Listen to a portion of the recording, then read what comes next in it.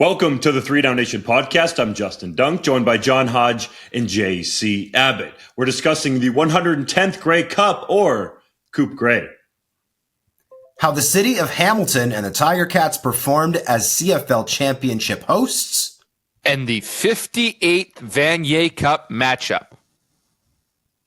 But first, I want everybody to meet the two newest members of 3DownNation.com. That would be Jean Auge and Jumbo Cheeseburger, just to appease some of our commenters out there, fellas. Welcome to 3DownNation. Thank you very much. Boy. Thank you. Jean, I've had some people suggest that to endear myself to French language media, I should call myself Jean Auge, despite not having any French Canadian background that I'm aware of. JC, I'll let you touch on the Jumbo Cheeseburger thing. Somebody figured out what JC actually stands for, and I guess it's self-evident based on the way I look. It's Jumbo Cheeseburger. I'm named after my favorite meal, and I will only be going by my full official name from now on. All right, Jumbo Cheeseburger, let's go. Now that everybody gets the references, let's move on. Montreal quarterback Cody Fajardo completed 80.7% of his passes. That's 21 of 26 for 290 yards and count them 3 touchdowns with 1 interception in the 2023 Grey Cup. He hit Tyson Philpott for a 19-yard touchdown with seconds left on the clock to lead the Alouettes to an improbable 28-24 win and earn game MVP honors. Did either of you foresee a performance like that coming from Fajardo? No. And I think that is clear to anybody who listened to last week's show. Cody Fajardo, 14 touchdown passes in the entire regular season. He's not asked to do a whole heck of a lot on the offensive side of the ball. His team went down 17-7 at the half. They also went down 10-0 early. And I had a lot of people in the press box telling me this game's done, right? Montreal is not a team that's designed to come back from deficits. They are a team that needs to get up and on them early and then be conservative the rest of the way and hold their opponent down. I didn't think the game was done, but I also did not see Cody Fajardo finishing the game with almost 300 yards and 3 touchdowns. I want to give full credit to Mr. Fajardo for proving us wrong, for proving all kinds of other people. I know the Alouettes have called them haters wrong, be it other members of the media, fans, pundits, whatever. Full credit. And for the record, when I saw Cody Fajardo for his post-game avail, he was joined by his wife and young son. He was holding his Grey Cup MVP trophy. I went over, shook his hand, and I said, congratulations. I then, once the press conference started, asked him how it felt to prove everybody wrong, not just the people who wrote him off in Saskatchewan, but the people who spent all week, like us, saying he wasn't going to be able to get the job done. And to his credit, he took the high road. He said, look, last year I had some trials and tribulations, and after wins, he said, everybody texts you to congratulate you on playing great. He said, when you lose, the texts are a lot slower. But the people who do reach out to you, you know, are in your inner circle of support, because the only people who reach out after losses are the people who are real and really truly care. They're not the fake people around you trying to feed off of your hype. And so he took the high road, and I thought that was great. Full credit to him. He's a Grey Cup MVP, not just now, but for decades, or dare I say centuries to come.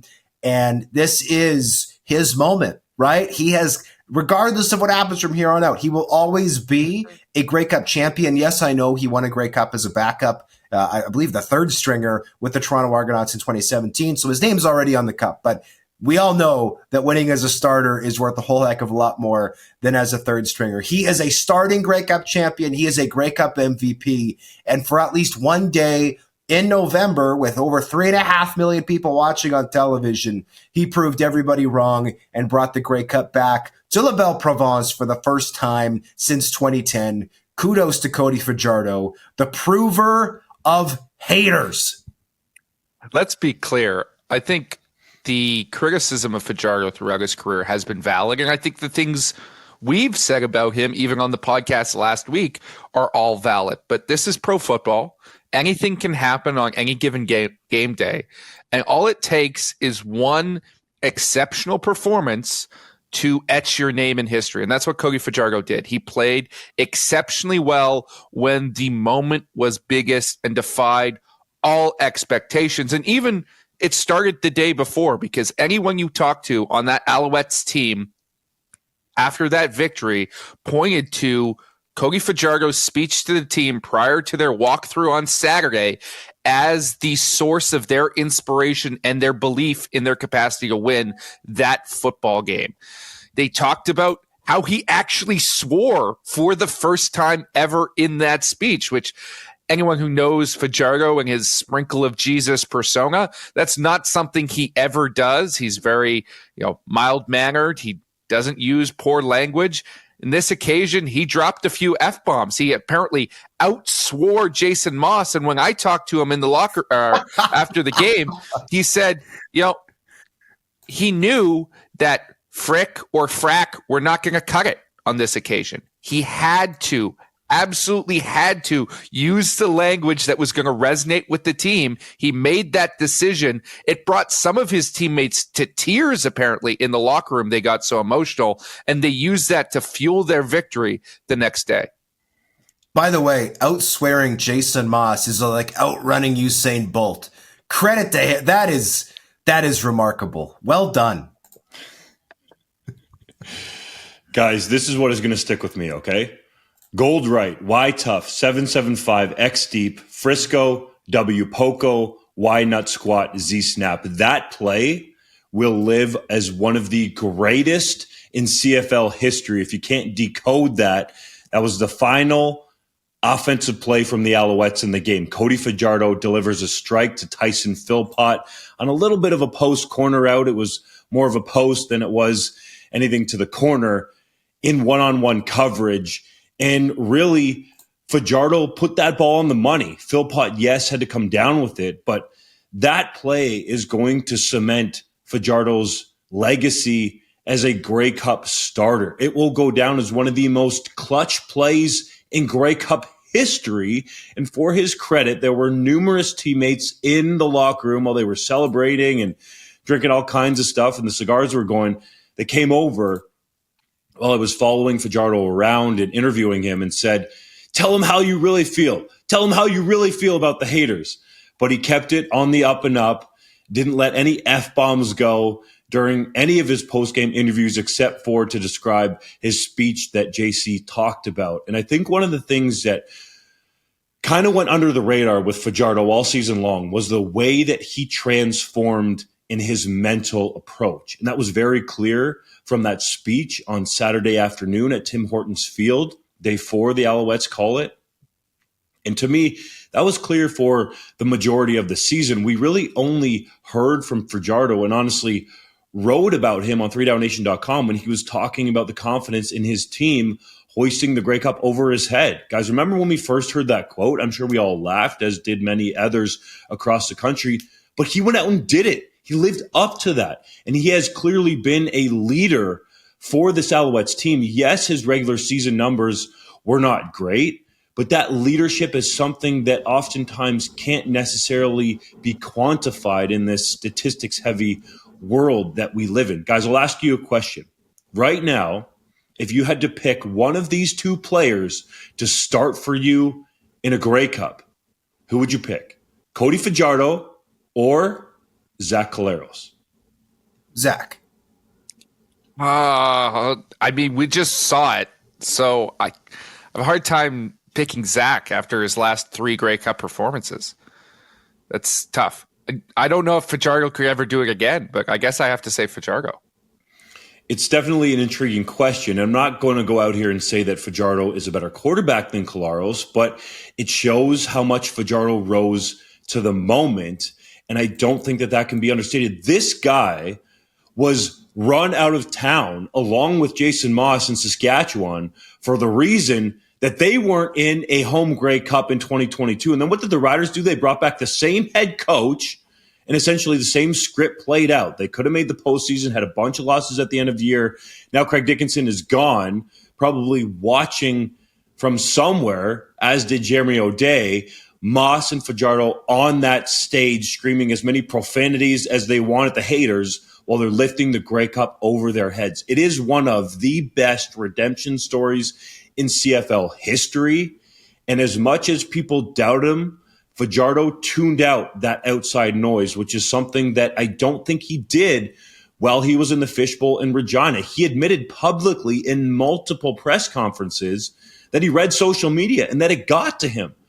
But I think just going based off of his Twitter or X account, that he wasn't on social media much, if at all, during the season. He hadn't tweeted since training camp, some pictures with Pierre-Carl Pelado, and then from then, it was all the way until he won the Grey Cup. Now there's some activity there. So I think he did a great job of focusing in on the task at hand, and that was leading an improbable run for Montreal to the Grey Cup. Have either of you guys read Mice and Men by John Steinbeck? I have not. No. Dunk? I don't think Dunk. Okay, Dunk did not. Okay, not that's sure. not a surprise. Basically, and by the way, it's a dope book. Y'all should read it. But essentially, the book is about a lumbering farmhand named Lenny who goes around and, without knowing his own strength, will squeeze to death the things that he loves most in life. And I feel like the Saskatchewan Roughriders fans have something in common with Lenny because they love the Riders so desperately much that they will squeeze to death the people in that organization at any opportunity that they get, instead of just giving them a break to try to do the thing that they do best. Every player, it doesn't matter if there's 10 fans in the stands or a million fans in the stands, wants to win. They're doing what they can to win. And by ramping up the pressure, you are not doing any favors for them or yourself. You should passionately support the team. What you should not do is add undue pressure to make Regina a even worse experience by bothering people at grocery stores and doing all those, sending nasty tweets, right? Just let people do their work, because obviously Jason Moss was not at his best last season. Obviously Cody Fajardo was not at his best last season, and they're now both Grey Cup champions. So to me, that's the word of caution for the Saskatchewan Roughriders. Don't be like Lenny, the farmhand from John Steinbeck, hashtag read books, hashtag literature. You need to be more open, celebrate the successes without slamming the failures, because obviously this is something Fajardo was capable of doing. And by the way, he did it with a bunch of guys who just 1 year ago, nobody knew who they were, right? The Alouettes win the training camp with one proven receiver. His name was Greg Elligson. He caught one ball this year. One ball. Anybody know who Cole Speaker was? Anybody have their hand up pounding the table for Austin Mack? I mean, Tyson Philpott had a good rookie year. Keon Julian Grant coming on a little bit. But at the end of the day, he did this with a bunch of guys who nobody thought would do anything. He mentioned how much being number 9 in the power rankings boosted this team this year. And I'll say, first of all, good for you. Secondly, I don't regret putting you 9, because holy smokes, you guys look terrible on paper at the start of the year. But guess what? They improved over the course of the season. They added pieces. They removed some guys who weren't working out. Credit to them. They got it done, and now they're Grey Cup champions forever. Very easy to make Fajardo the story here, and deservedly so.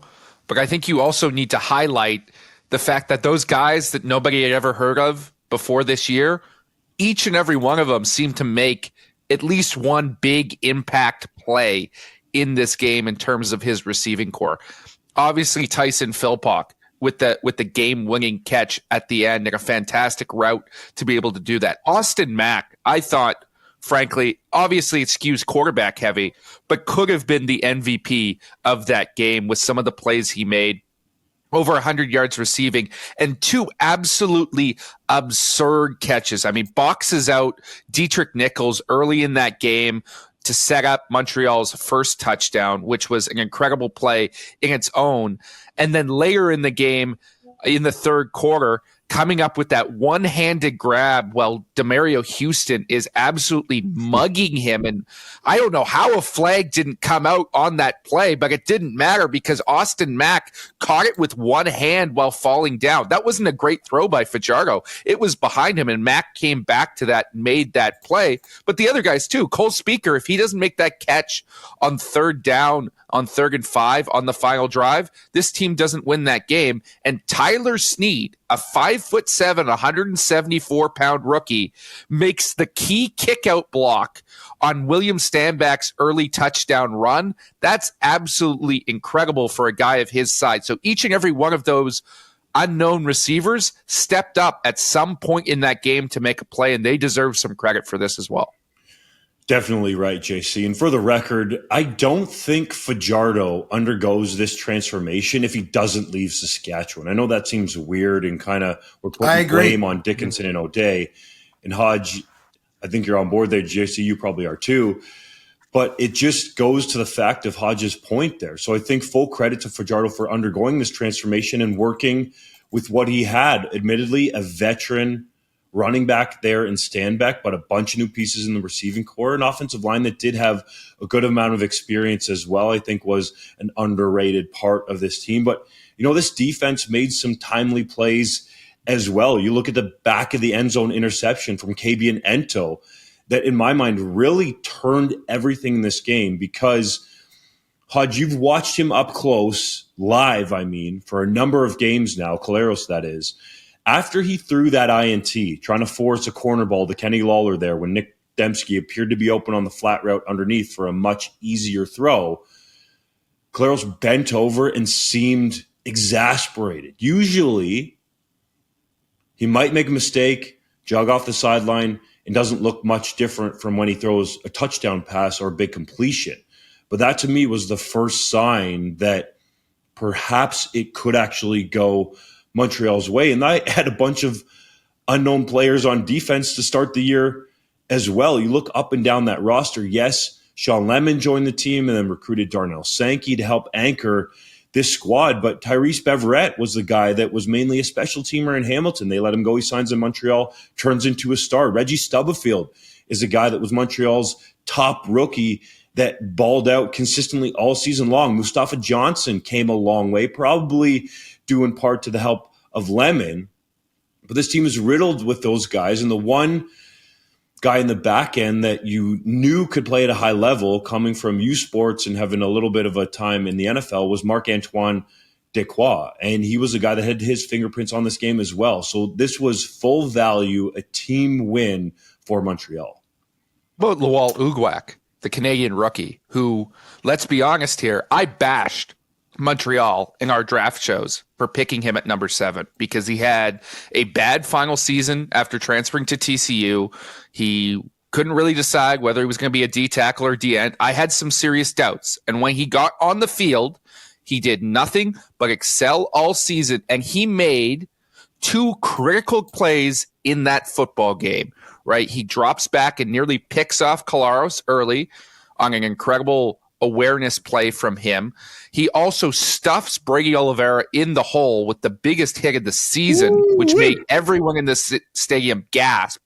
And then also, if you look at the video of Montreal preparing for Winnipeg's final offensive play of that game with 13 seconds left, where they still technically have a chance to win, it's Lawal Ugwak, the rookie, who identifies the fact that there's a punter on the field and starts signaling to the sideline with his leg, saying it's going to be an onside kick play to try and win the game. He's the one who identified that at the end of the game, which is absolutely absurd for a Canadian rookie to make those types of plays in a game. He's another guy who deserves a lot of credit. Well, and every time the CFL draft rolls around, we get the same comments from people. The draft doesn't matter. None of these guys do anything. Well, Tyson Philpott and Marc-Antoine Dequoy and Lawal Ugwak and Nick Dembski and Brady Oliveira and all the other Canadian stars who made great plays. Christian Matt. I mean, I wasn't going to get into the Hoggies, but a bunch of offensive linemen obviously played well. they're all banging the table, raising their hand. Yes, there are lots of guys who come out of the CFL draft who never do anything. You want to know what that has in common with guys in the NFL draft, in the NBA, and the NHL draft, and all those other shows? Everything. Because, yeah, that happens in every single draft. That some guys, just for whatever reason, injuries, whatever, don't do anything. But some guys do, and they become stars at the biggest stage of the game. I'm going to read and answer this question myself because we've already started answering it. For the second straight year, the Winnipeg Blue Bombers lost in the Grey Cup. Those defeats have come by a total of 5 points, 1 against Toronto and 4 versus Montreal. Did Winnipeg let another one get away? I will say I thought the Alouettes won this game more than the Bombers lost it. The Alouettes made a ton of mistakes, and yet the Bombers were not able to take advantage.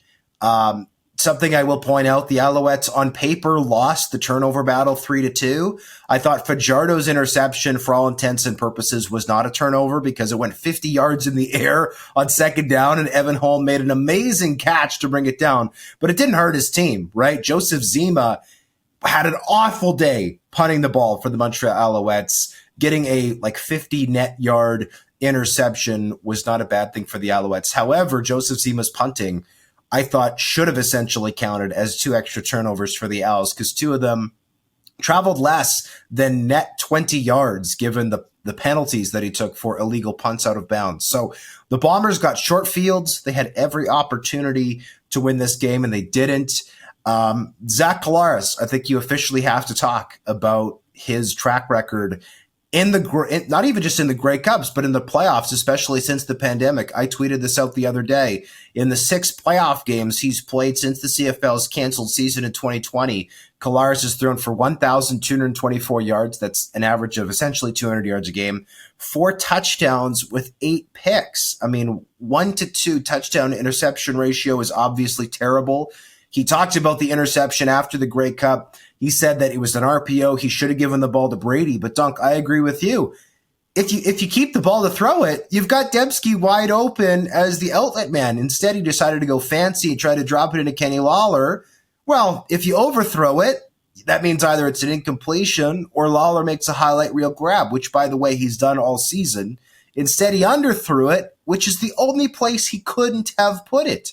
And it resulted in an interception by Kabion Ento. So to me, I do think it's fair to criticize Zach Collaros. Does that mean I don't think he'll ever win another Grey Cup? No. I still think that Zach Collaros is certainly a top 3 and very possibly the number 1 quarterback in this league still.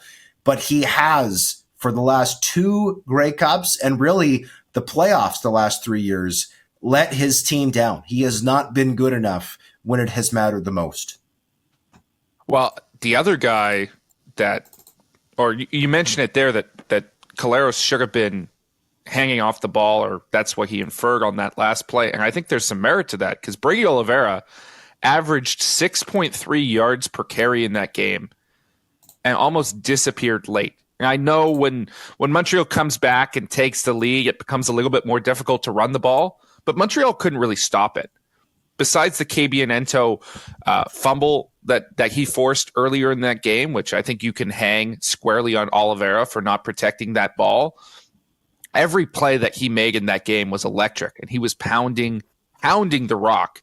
And when you have a chance to control the tempo of a game late, either when you're trailing by not very much or you're in front, as Winnipeg was for much of that football game, you can't go away from a back like that. And it seemed like the Blue Bombers did, and it was a critical error in their game plan. And they committed a number of critical errors. You talk about press coverage on that last touchdown throw to Philpott, right? And a lot of people are going to criticize Richie Hall for how he handled his defense on that final drive, and I think rightfully so. But there have been a number of errors from the Bombers in terms of their game plan in these Grey Cup games, and they deserve to be pointed out. I mean, Adam Bighill should not have been on the field for that game at all. Let's be frank about that. Dalton Schoen probably shouldn't have been either. He was basically a non-factor, 3 catches for, I think, 36 yards and disappeared in the second half, but at least he wasn't a liability. Adam Bighill, for probably the first and maybe only time in his career, was a liability on that football field. And Montreal went after it to take the lead in the fourth quarter when they hit Cole Speaker for his touchdown over top of Adam Bighill. And I just hope that that is not our lasting image of number 4 in our mind, is Adam Bighill chasing after number 17 for that touchdown in the end zone, because he deserves to be remembered for so much more than that. But because he wanted to play so badly, and because O'Shea has always leaned towards his veterans and getting them on the field, and no doubt wanted him to get his name engraved on the Grey Cup again, he was put in a situation where he hurt his team in what was one of the biggest games of his career, and that's really unfortunate. The moment that stood out most to me in terms of the Bombers' frustration was, Hodge, what you experienced in the locker room post-game with Brady Oliveira. Can you break that down, how that went? So the locker room opened up. I'll start in a slightly direction first. Locker room opens to the media, and there's like a shadow, like, whoop, gone. And I just caught it as he walked by, and it was Stanley Bryant in full street clothes leaving. Obviously, Stanley Bryant, future Hall of Fame left tackle, did not want to talk to the media, did not want to answer questions about his future. This happened moments after Zach Collaros tearfully at the podium started talking about how you want to win this game for guys who maybe it is their last game, or maybe who won't be back. I don't think it would be reasonable to look at those circumstantial pieces of evidence and say, okay, this means that Stanley Bryant is gone. This is his last game. However, I do think it's fair to take it as an indication that that could be the case.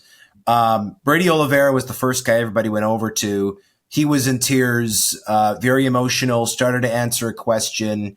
The team's director of communications came around and said, hey guys, how about we give him 5 minutes? And that's what we did. We came back to Brady a few minutes later. He started to get a little bit fiery. He said, you know what? Like, they couldn't stop the run. You know, he was asked essentially, were you surprised that your team didn't run the ball more? And he said, well, do you guys, he started asking the media, he's like, well, do you guys think they could stop us? And then that same director of communications came around and started going, easy, because, you know, heaven forbid an athlete says something interesting after the Grey Cup. But anyways, he was obviously fiery. He wanted to win that game for his team. And something else I'll say is, taped above his locker was a screenshot from tsn.ca of an interview that Darnell Sankey had done on radio, saying that if his team got physical with Brady Oliveira, that the Alouettes were going to win.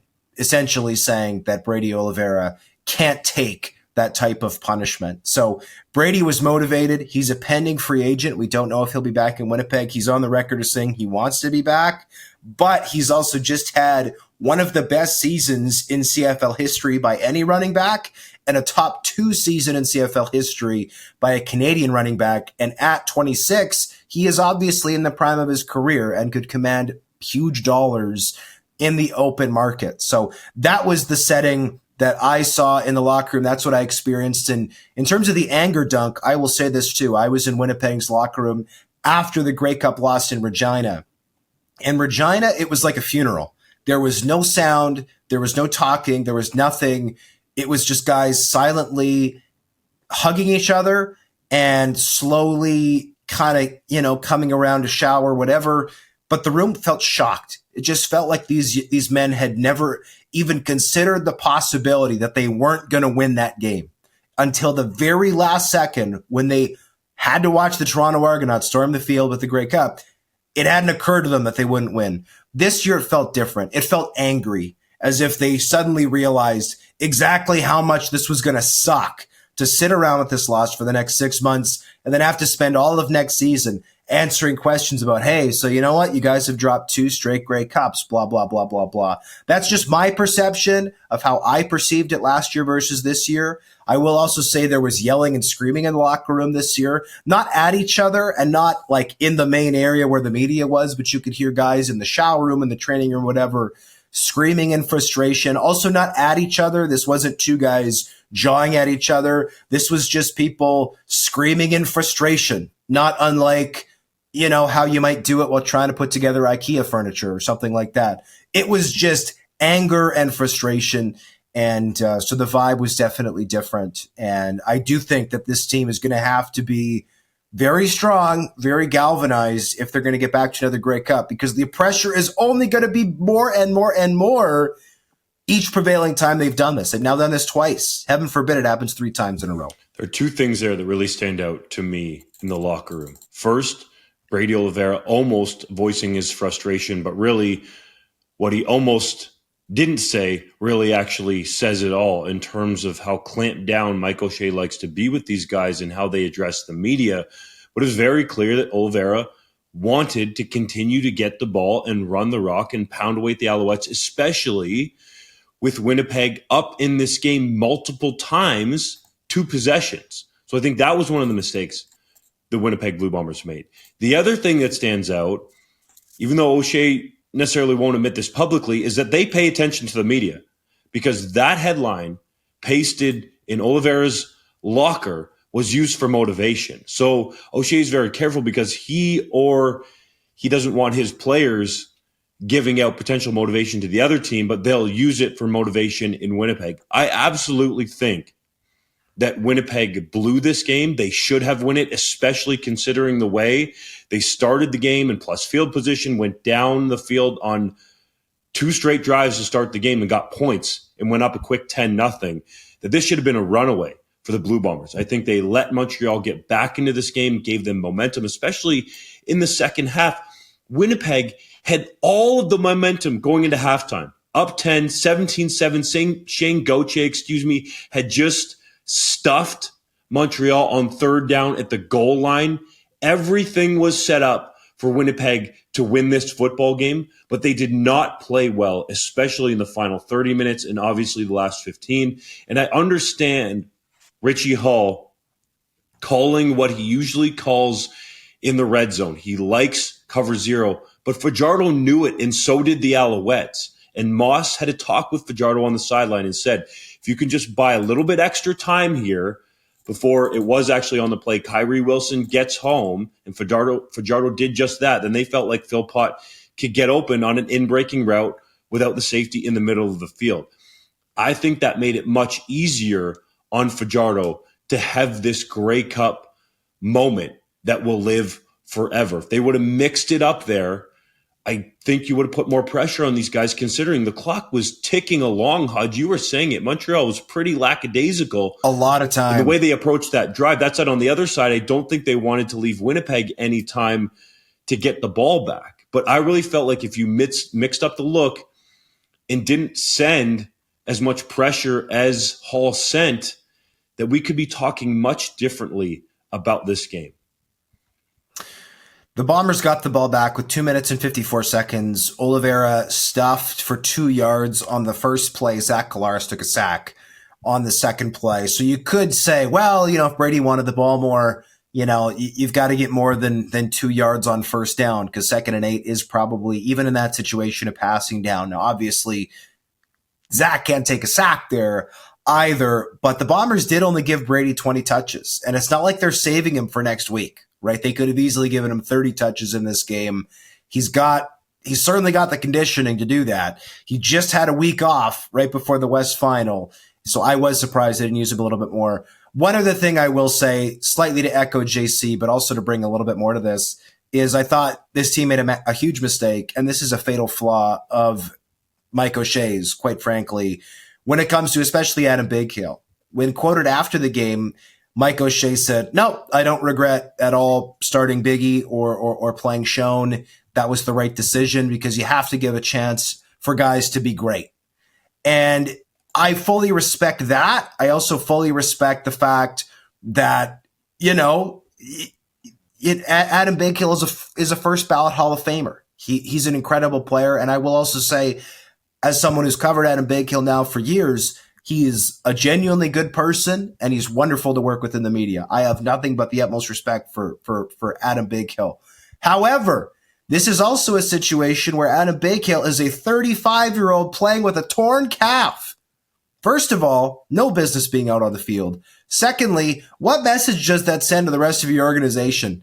hey guys who are currently healthy but on the 1-game injured list, hey guys on the practice roster, we respect that you're professionals, but you know who's better than you? This 35-year-old with one leg. Yeah, he's still better than you. Like, what are we doing? What are we doing? Giving guys a chance to be great? More like giving guys a chance to hobble on one leg and look like they shouldn't be out there. Because that's exactly what was the case for Adam Bacot. Dalton Schoen looked a little bit better. By the way, if you want another example of how clamped down these guys are in Winnipeg, Dalton Schoen was twice asked what his injury was. He declined to say both times. I also asked him, as did another member of the media, what percentage were you at today? And both times he declined to say how injured he was. All he was willing to say was, I wasn't fully healthy. So, in other words, he had an undisclosed injury and was hurt an undisclosed amount, which even after a Grey Cup where there's no competitive advantage left to be had, not that I think there would have been one to start with anyways, they still don't want to say, which kind of boggles my mind. But anyways, those two should not have been in the game, and it's an indictment of this team's depth, or it's an indictment of the coaching staff's willingness to use that depth for a big game, because we just talked a bunch about in our first segment, the Alouettes relying on unproven players and young guys and rookies to make all these plays. The Bombers never gave their rookies a chance to do much of anything this year. If you look at their Rookie of the Year list, they only had 8 players who were even eligible for the award, and the only 2 who really played like a substantial amount of time was Anthony Bennett, the team's first-round pick out of Regina, who didn't start any games but just was a rotational guy, and Jamison Sheehan, the punter, who had, honestly, a poor Grey Cup with a couple of really awkward punts. So, to me, this is a veteran-laden team, which is really helpful to get you to a Grey Cup, but it's not optimal when you get there and you've got a bunch of battered and bruised guys in their early mid-30s who might not be playing their best ball. You've got to have balance, right? We talked about this last week. The BC Lions' lack of balance on offense hurt them in the West Final. Winnipeg's lack of balance in terms of its age and its youth, I think, hurt them in the Grey Cup. Yeah, and it's only going to get more difficult for this team going forward. We've talked about the uncertainty within that organization in terms of the expiring contracts for general manager Kyle Walters and his assistant general managers Ted Gavaya and Danny McManus.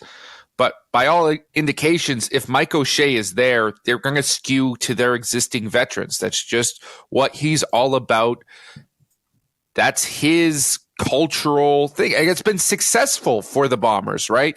He has built a culture where you love your teammates and you work for the guy beside you and you rely on those veterans. And that's been great. But those veterans are getting to the cliff, and everybody goes over the cliff at some point, whether it's at 37 or 35 or 33 or 30. Everybody hits it at some point.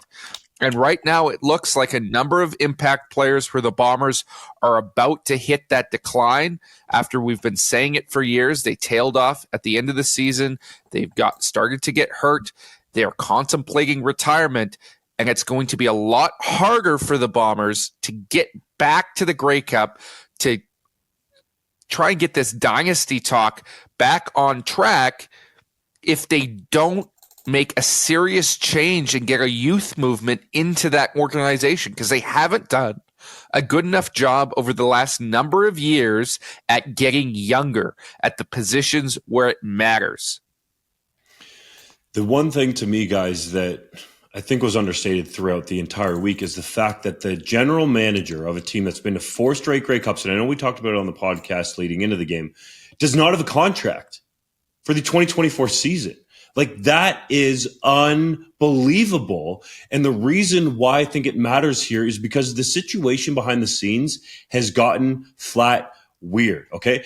Let's say if you're a player who's in tune with what's going on, and the majority of the players on the Blue Bombers are, wouldn't you think that it would just be somewhat natural for your general manager and head coach to speak at least somewhat regularly? Well, it doesn't really happen in Winnipeg. There's not that much communication between Kyle Walters and Mike O'Shea. And according to TSN, it's O'Shea now who is making at least all of the game day roster decisions for this team. So if you're a player And yes, O'Shea values culture, but you're walking around IG Field and you're in there every day. You're in meetings and film and working out, and you don't see anything even remotely close to a decent working relationship between your GM and your head coach. Would you not think that's weird? Like, to me, I would wonder what is going on here. So I think part of what is going on behind the scenes is starting at least a little bit to affect this team. The guys will never admit it, but when you're around that, 24/7 for 6 months at IG Field, you at least have to take notice. So I think this whole situation needs to be fixed. I wish there was some realism in terms of the way that they talked about this, but it makes zero sense. Football operations cap, that's just an excuse. It's bogus. If you really believe in your GM, who has made some key decisions to help you get to 4 straight Grey Cups, then there would be a contract there. There is other things going on behind the scenes that I doubt will ever be addressed publicly that are the reasons why he does not. But the situation just does not make sense to me. I'm not saying it's the reason they've lost the last 2 straight Grey Cups, but it does not help you win, and I'll leave it at that. One more thing I'll add, and we have this article coming out Wednesday morning. We're recording this Tuesday, but Winnipeg's free agent list we've got for Wednesday, Montreal's free agent list we've got for Thursday. There are some very long free agent lists in the CFL this year. Winnipeg's is not necessarily standing alone, but when you look at the list, like you've got guys like Dietrich Nichols, arguably the best halfback in the league. You've got both of their big ticket defensive ends, Willie Jefferson and Jackson Jeffcoat. You've got guys like Janarian Grant, arguably the best returner in the league. Dalton Schoen, arguably the best deep threat in the league. You've got their 2 all-star tackles, Stanley Bryan and Jamarcus Hardrick. Like, if you have a GM in place for next year, they can get on this list early and start extending guys during the season, because when you're 12-3 and you've won the West Division for another year and everybody's feeling great, everyone's holding hands around the campfire, it's really easy not to get everybody. Some agents are going to say, no, thank you. We're going to go test out the market. But it's easy to get occasionally some guys who go, you know what? Yeah, I don't need to wait. I love this place. This is my home. I want to re-up right now. And you could start to whittle that free agent list down. Now we're in a situation where guys are going to the offseason with a bad taste in their mouth for the second straight year. The team still doesn't have a GM. And it's like, holy smokes, if this thing goes off the rails, it could be really bad. Maybe now is the time to pull the chute and get out of Winnipeg while this dynasty, if you want to call it that. I personally don't think it's a dynasty because they've only won 2. But while this big run of success, maybe now is the time to get off the train. Like, maybe this is the last stop. I don't want to fall off the rails. I want to get off the train while it's still safe to do so. And by not having a GM, they weren't able to do that. So certainly an interesting season in Winnipeg coming up, or off season in Winnipeg, I should say. This team could be back. Oh, and by the way, one last thing I'll say about the Grey Cup, we should move on. I was talking to a national member of the media after the game, and they straight up said, and this dynasty is over. This window is closed. This team is not going to get back to another Grey Cup. And I said, what are you talking about? And they were like, well, do you think there's a chance they could be in the Grey Cup game next year? And I said, buddy, the Alouettes didn't have an owner 9 months ago. They just won the Grey Cup. Like, it's a 9-team league. Any team can get back. I do think there is a chance the Bombers are going to get back. But that window is certainly starting to close. It already started to close last year. It's another amount shut. What percentage? I don't want to say. But I do think that getting back will be tougher. I don't think this team will win a 14-game regular season next year. If they get back to the Grey Cup, it might have to be as an 11-win team, maybe a 12-win team in the regular season. But I do think that at least some amount of degradation will, or some amount of decline will happen for next season. Does that mean they can't get back? No, I think they can get back. The Alouettes just proved anybody can get there. They didn't have a starting quarterback 9 months ago. They were the bottom team in the power rankings even just 5 months ago. I think they can get there, but it's going to be a tougher battle than they've had for a number of seasons. The Tiger Cats in the city of Hamilton hosted Grey Cup week in the Hammer. How did the team and city do with one of Canada's largest sports events? You can't credit them for one thing, and that was the weather, because for a week in mid-November, it was pretty spectacular in the GTA and more specifically in the Hamilton area. There was a little bit of rain one day, but other than that, it was awesome. There was some wind at the stadium on game day, but that's to be expected at Tim Hortons Field or Ivor Wynne Stadium back in the day. Everyone knows it comes in off the lake there. But overall, guys, I thought it was a great week for the Ticats and City of Hamilton as hosts of this major event. They didn't really get to do it in full force in 2021 because of COVID restrictions. I really thought it was awesome. They put on spectacular shows, getting Shaggy to the CFL Awards at Casino Niagara, having Carrie Underwood, whether that was sort of happenstance or whatever, they still had her in the city on the same day as Grey Cup week was going on Friday night, and then having Green Day for the halftime show. That seemed to be universally loved. So overall, I think from a festival standpoint, James Street was shut down, and you could walk that street. It's one of the nicest streets in Hamilton in terms of shops and places to eat. JC and I had a wonderful dinner at Rapscallion. We were feeding each other oysters and all the rest and had a great dessert. Like, it was awesome. From the Hamilton Convention Center, where all of the teams had their parties in there, that was very well run. So I thought that overall it was a performance that can get Hamilton back another Grey Cup in the future. Yeah, I loved everything I saw from the Ticats and from the city of Hamilton. I saw a different side of the city in this Grey Cup than I had the previous times I had been there for other types of events, and a much better side of the city. That meal at Rapscallion, top 5 meal in my life. I know that's unrelated to the Grey Cup at all, but man, that was a highlight of the week. But the Grey Cup Festival, I didn't get a chance last year in Regina, the first Grey Cup I ever covered, to actually go down and hang out at the festival. So I don't really have anything to compare it to. But it was fantastic to be around all the fans, to see all the energy from across the country for this great game. And it was exceptionally run by all accounts. Stamps House was popping. I thought the BC Lions Den did a great job as well. Saw some people get screeched in by the Atlantic Schooners.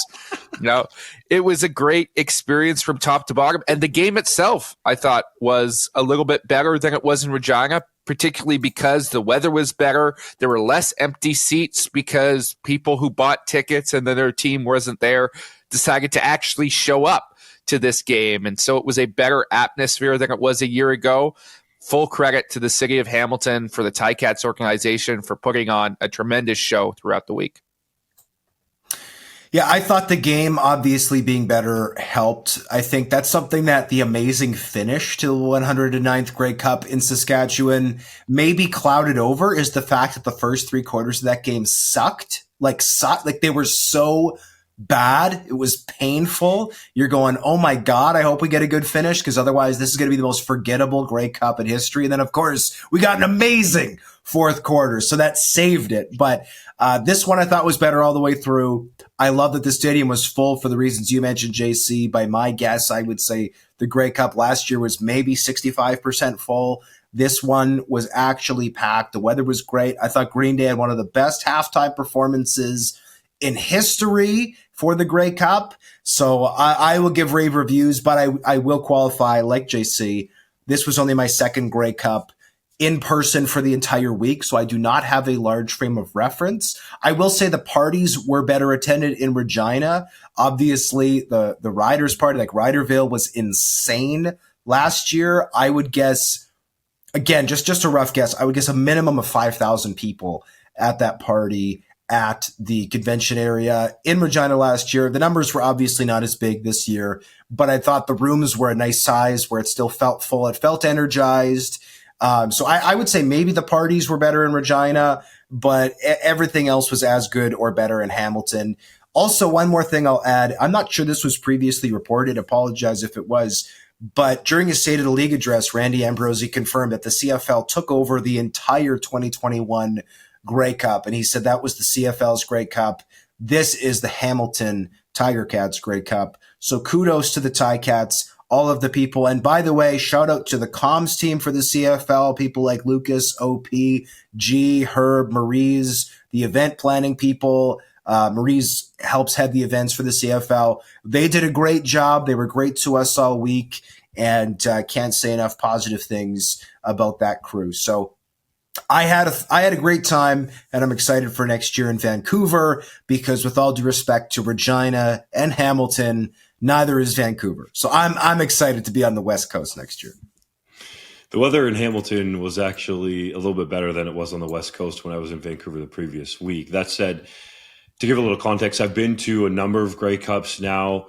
The one in Toronto, I believe it was in 2016 when Henry Burris led the Red Blacks to the Grey Cup championship, just didn't have a feel to it. I remember the fans just not liking that week at all. It was pretty spread out in terms of where the events were. And that's what I really liked about this one is it was central in terms of all the fan parties, right? You didn't have to go very far. You could walk to James Street where there were a bunch of other things going on as well. The Grey Cup in Ottawa, I believe it was in 2017 when Toronto won, was pretty good too because they have all of those bars and restaurants around the stadium. And there's this massive building where it seems like they probably have farmers markets every weekend there near Lansdowne Park where a lot of the team parties were. And I thought the Ottawa one was pretty good, but it's a little bit of recency bias, but I think it's probably the best one that I've been to and experienced fully, because when you first go to a Grey Cup, and you guys can speak to this, I'm sure, as a member of the media, Hodge, your quote was, "You're drinking from a fire hose," because there's so many media availabilities. There's so many things that you want to do.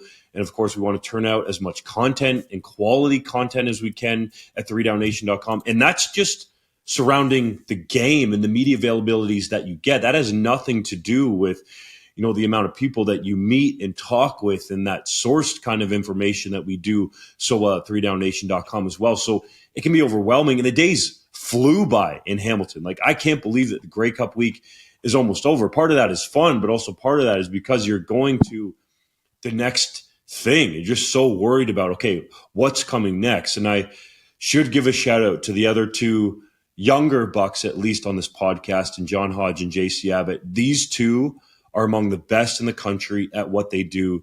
They have come so far. Their give a bleep meter is so high, and I'm so impressed with you guys and very proud to call you teammates at 3DownNation. We appreciate it. And obviously, you do tremendous work as well. I was going to make a joke and say, you're okay. No, you do tremendous work as well. I don't want you to talk about me at all. But I will say this, for many, many years, I was a CFL fan who desperately wanted news from Grey Cup. And of course, year round, but especially from Grey Cup week when there is so much news, not just about the teams playing, but the league itself.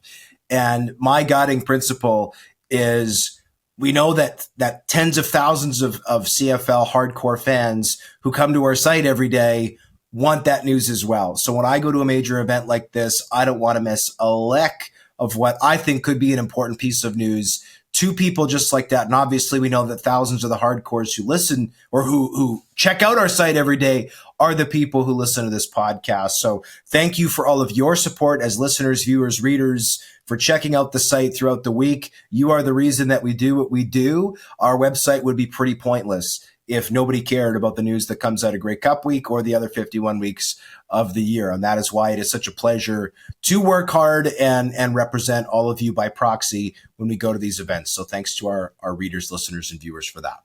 Yeah, it's one of the great pleasures of my life to be able to work alongside you guys and cover a league that I have loved since I was a little kid.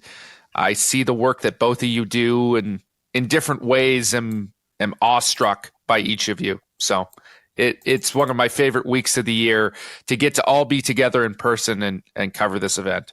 Man, it was lots of fun. There's so many stories behind the scenes that we probably shouldn't tell on the podcast. It's so many laughs, but honestly, to come together and share that week together is awesome. And I mean, we thank the readers and listeners and viewers and watchers or whatever you want to call them for tuning in and all that kind of stuff. But also they keep us accountable, right?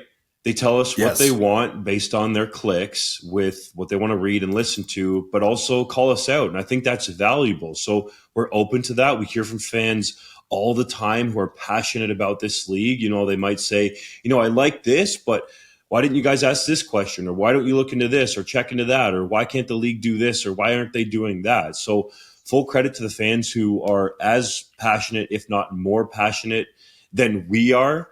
But I got to say, there were a number of favorite moments during the week, but I don't think I have laughed harder around you guys walking around our spot that we had in Hamilton and trying to get the exact pronunciation, I'm still not there yet, of Jean Hodge. I've told my girlfriend about it.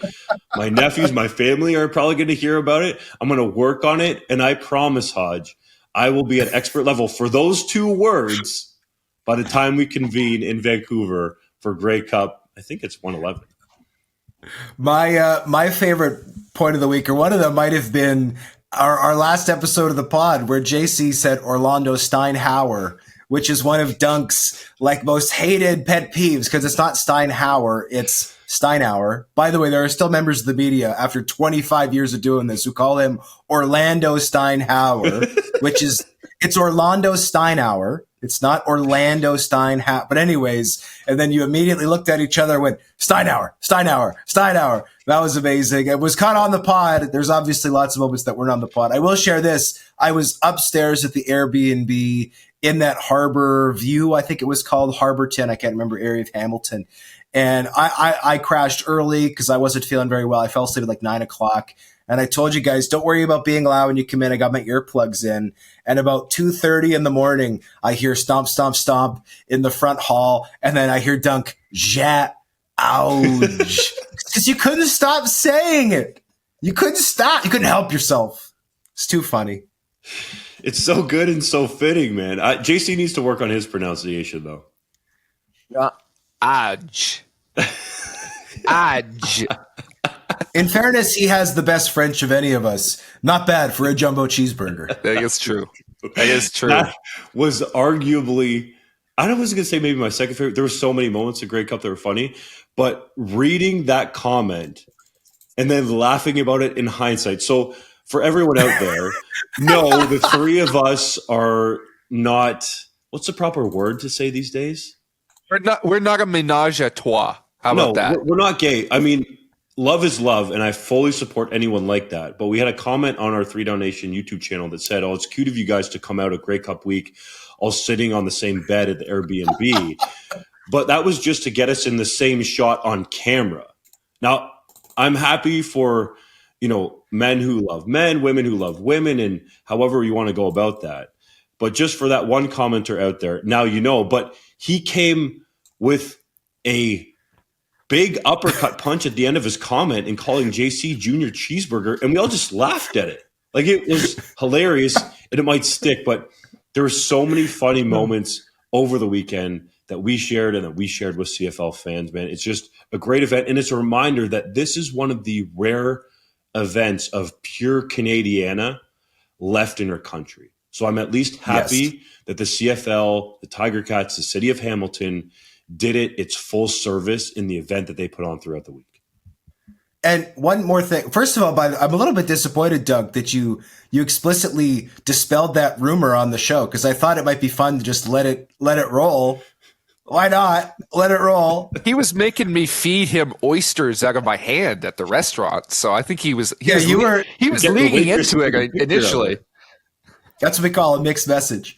But I will say this, when you talk about Canadiana, I do think that sometimes it can verge on a message of something along the lines of the Grey Cup is Canadiana, which means that it's one of the last things that straight white people can get along and enjoy.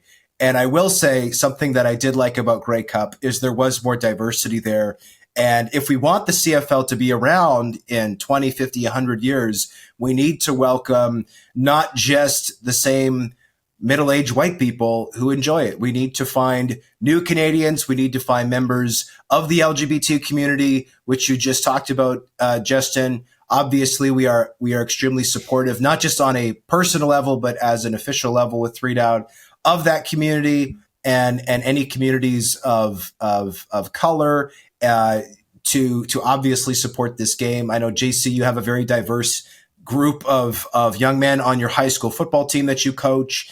And because at the end of the day, the CFL is for all Canadians, but Canadians doesn't just mean middle-aged white people who were born here. It means everybody. And hopefully we can continue to engage those groups of those minority groups. I know Randy Ambrosi talks about it on a regular basis, but we don't want that to just be a CFL thing. We want that to be a thing for 3DownNation as well as we grow into new communities. So thank you for your support in that regard. The one last thing that I think we should touch on here, guys, while I'm thinking about it in regards to Grey Cup is the ratings, because the ratings for the game, TSN and RDS admittedly combined, were up by the league's calculation 9% last year when they combined those two ratings. And from our calculation, we only had the English numbers.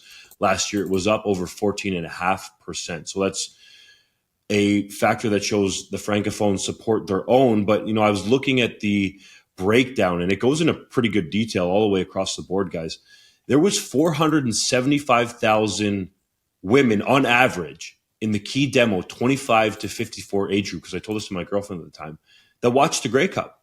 That is an extremely high number, and it shows that the Grey Cup in and of itself is one of the most viewed television programs in Canada every year. So I'm sure from the league's perspective, it was nice to see that the numbers were up.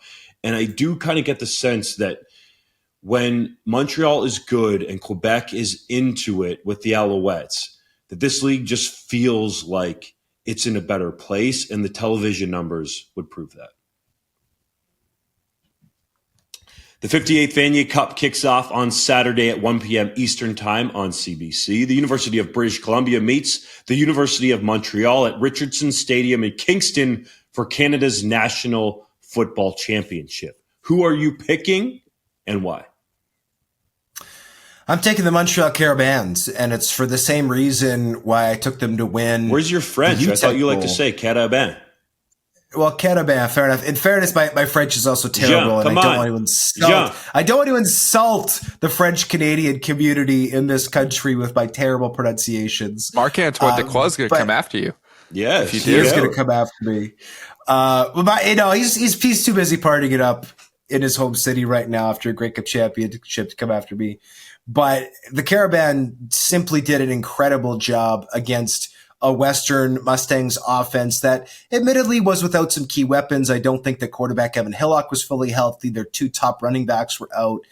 But, 3 picks in the first quarter was sensational. This Carabin defense has yet to give up more than 16 points in a game this season. They played the Laval Rouge 3 times this year, gave up a combined 20 points in those 3 contests. This is one of the not just stingiest defenses the U Sports has seen this year. It is one of the stingiest, I would say, in the last 20 years. And when you can shut down your opponents and force them to make mistakes on offense, you've got a great chance, especially when you've got somewhat of a home advantage. This game is being played in Kingston, Ontario, which of course makes it a neutral site game, but UBC's got a long way to travel. And unlike the professional ranks where guys are used to moving all around the country, obviously the student athletes at UBC are not used to flying that far for football games. So I'm happy to take the Carabin to win their first Vanier Cup since 2014. They've been in 2 since then. This time I think they get it done.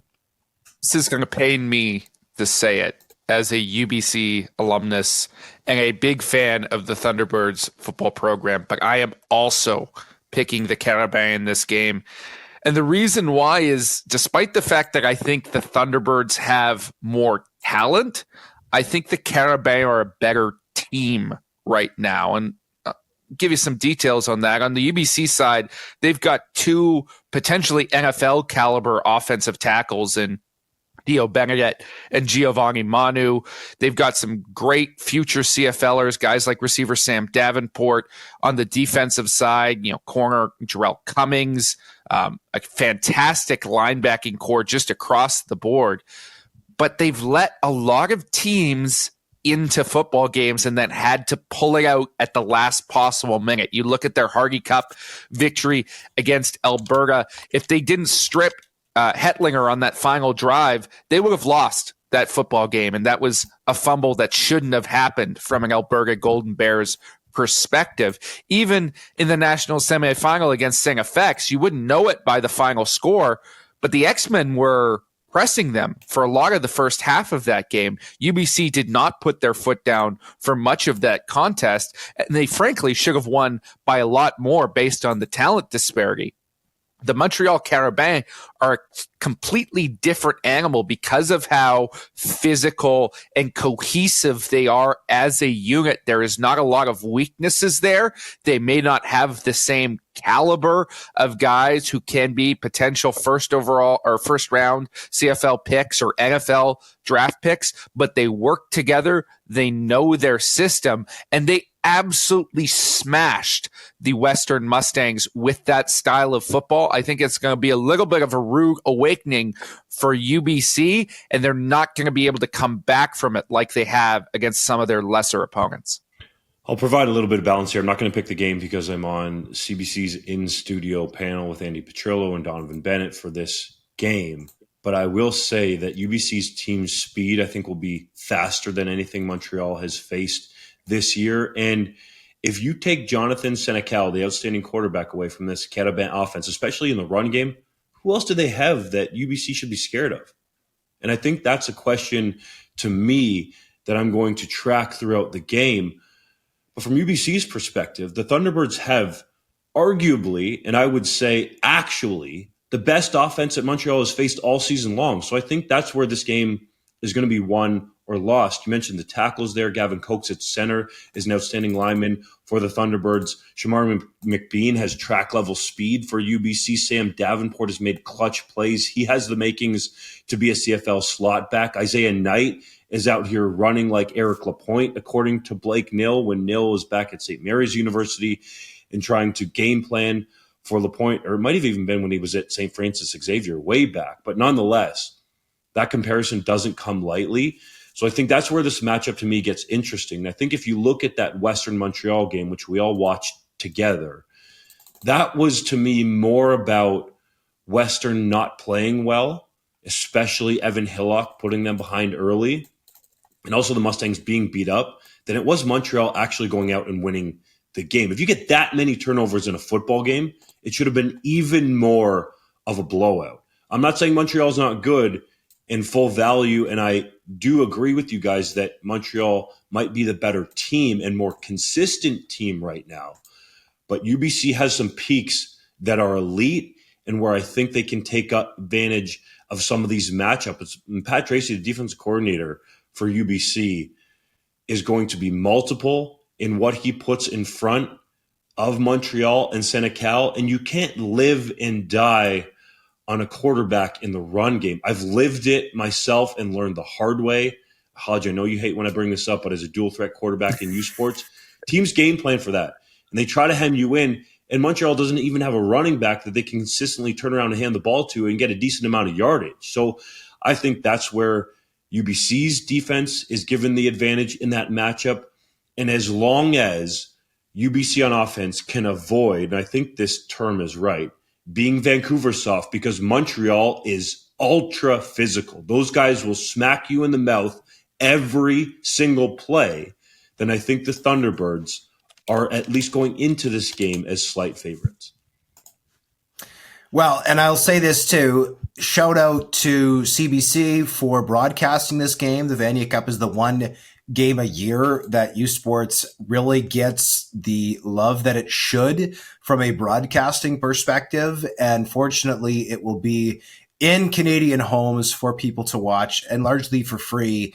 My player to watch has to be Adam Lachance, guard for the Montreal Carabin, 6'4", 433 pounds, and they pull him at every opportunity they get. Good luck to whichever UBC defensive end or outside linebacker has to eat those blocks all day, because Lachance is a load. It's time for Hodge's Heritage Moment. On this day in 2004, Mike Pinball Clemens became the first black head coach in CFL history to win the Grey Cup.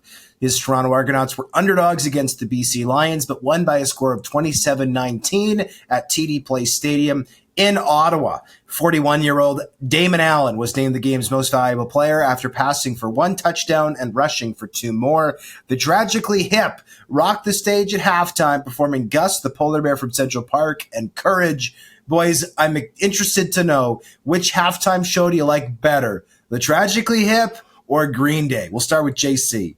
Was 7 years old, so I have no recollection of the Tragically Hip rocking the stage at this particular Grey Cup game. I think from a musical perspective, I have to say that I prefer the Hip only because my dad might break into my house and assault me if I say I prefer Green Day to the iconic Canadian band, the Tragically Hip.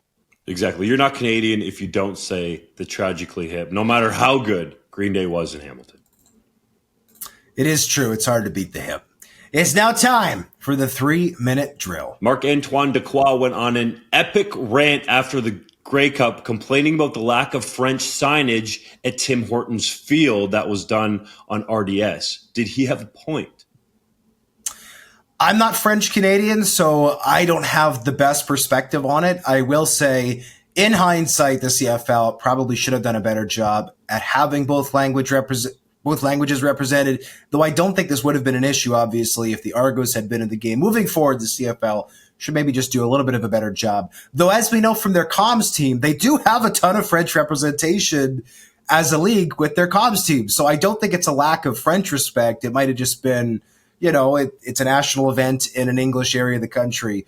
Maybe next time we'll see more. We'll know next year in Vancouver, which has next to no local French community as far as I'm aware. Lots of minority communities in Vancouver, not French. Argos head coach Ryan Dinwiddie admitted he found out about Chad Kelly's concussion from his wife, Abby, who read it on 3DownNation. How is that possible? I don't know how that's possible. It seems mind-boggling that a story of that magnitude could break, and Ryan Dinwiddie doesn't find out about it until the next morning. I've had people say they doubt this story because other members of the Argos organization were informed, high-ranking members at MLSC as well. But if this is true, somebody clearly got their wires crossed because Ryan Dinwiddie should have been notified as soon as Chad Kelly left that interview room. Somehow they waited overnight. That doesn't sit right with me. According to Sportsnet reporter Arash Madani, veteran QB McLeod Bethel Thompson is planning a return to the CFL in 2024. Where could he end up? There's a handful of places that I think make a lot of sense, and I won't go into great detail here, but I think the most logical places would be Ottawa or Hamilton. So much going on this offseason. Keep it locked to 3DownNation.com. Alouettes top rookie Reggie Stubblefield turned down a Bombers contract offer before returning to Montreal. Was that a move in terms of him shaking the globe and seeing the future? Maybe. I'm going to ask Reggie Stubblefield who to take in the Super Bowl. That's what I'm going to do. JC went on a mission to find out what's in Danny Machocha's backpack. How fun was your discovery? Man, it may be the favorite article I've ever written for 3DownNation. Danny was very giving with his responses. Apparently, that backpack is filled with meticulously kept notebooks that he compiles over the course of a season, and he guards with basically his life because he's lost them in the past, or perhaps they've been stolen. Who knows? But he will not take them off unless he's got a safe place to put them. Should be noted, though, when he went down and accepted the Grey Cup, no backpack on Machocha this time. He wasn't getting any champagne on that thing. Do you think that we could get a picture of the Grey Cup in the backpack? That would be amazing. At the parade. Get Danny to bring it to the parade. We'll get that picture. That'd have to be a heavy-duty backpack to hold the Grey Cup, though. Or the backpack in the Grey Cup. We could reverse it like that. Oh, yeah. Is that a safe enough place for the backpack? You'd have to ask The 110th Grey Cup was not available on any TV stations in the United States. Was that a fail by the CFL? Yes, JC, as much as you disagree with me on this, there were multiple people that contacted me or commented on social media that said they tried to get the game on down there and they couldn't. And that's because, it was not on TV. Yes, you can log on CFL Plus, as JC stated, but still, sports viewing, and the numbers show it, especially the ratings for Grey Cup, happens on television. CFL, they don't in the States. Do better, be better, get your game on in the United States on television. It wasn't just a CBS sports issue. They could have gone elsewhere to find a way to get that Grey Cup on television in the U.S. What did you want to rant about? I will personally apologize to the 158,000 people in the U.S. that tuned into the Grey Cup last year and had to open their laptop. That's all they had to do. Open their laptop and watch it there. I'm so sorry they went through those terrible, terrible trials and tribulations. It is a thing, though. People don't want to have to do the extra work to pull out the laptop and set it up. So you want them to subscribe? You want them to subscribe to CBS Sports Network that definitely is not on their cable package right now? Dude, we went over this. Well, ESPN is an ad on most cable packages in the States. It's a specialty channel. It's with Disney, bro. You got to pay that special money for Disney. Or you could get it for free on your laptop. It's a fail by the CFL. We're moving on. Every person in this province deserves better. That was former punter John Ryan lobbying for the Riders head coaching job. Does he deserve legit consideration? Obviously not. No, he has no coaching experience. We just saw Jeff Saturday try this experiment with the Indianapolis Colts. It did not go well. Saturday couldn't get it done on Sundays. If John Ryan wants to be a head coach, I think that's super cool. He was in pro football for almost 20 years, was an amazing player, but he's probably going to have to start with a low-level assistant position just like everybody else. You can't just walk off the street and be the head coach of a professional football team. It takes more than that. Former Argos offensive lineman Bernard Williams has been released by the Philadelphia Eagles 29 years after his final NFL snap. How is that possible? Bernard Williams was suspended after his rookie year for marijuana use. He was actually suspended twice in, I believe, the 1995 season, which the second one was an indefinite suspension, and he never successfully applied for reinstatement. So he's been on the team's suspended list for 29 years while he went off to play in the CFL. The NFL apparently was going back through their old suspended reserve lists, noted this anomaly that they had a player who had been on there for 29 years and had to notify the Eagles that they needed to release him. If this happened anywhere except the NFL, we'd be calling it Bush League, right? But it happens in the NFL and all of a sudden it's a funny story. Just puts it in context when it happens to places like the CFL. Johnny Manziel still on the CFL commissioner's exempt list? Might be. I wonder how long he'll be on there for. 30 years. All-time CFL great Andrew Harris dropped a trailer for his new feature documentary, Running Back Relentless, on Grey Cup Sunday. How does it look? Oh me, oh my. It looks super intriguing, and I hope that the people support this documentary out there, because if they do, perhaps that leads to more of them being done on CFL players in the future. Bombers receiver Kenny Lawler was asked about his advice for CFL free agents during Grey Cup week and said, quote, "Don't go to Edmonton," close quote. Gotta like the honesty, right, Hodge? You do have to like the honesty. That's obviously honest. And Lawler has made it clear previously he did not have a good experience in Edmonton. I felt a little bad for Chris Jones and company. They're just trying to get that team right, and they got smacked for, essentially nothing during the Grey Cup week. But who knows? We'll have to wait and see how the Elks manage in free agency this year. They were very active last year. Jones is already on the record saying they won't be as much so this year. And we appreciate honest answers, especially when, comms people don't jump in and stop them from saying something interesting. On that note. Feeling bad for Chris Jones, a 3DownNation first.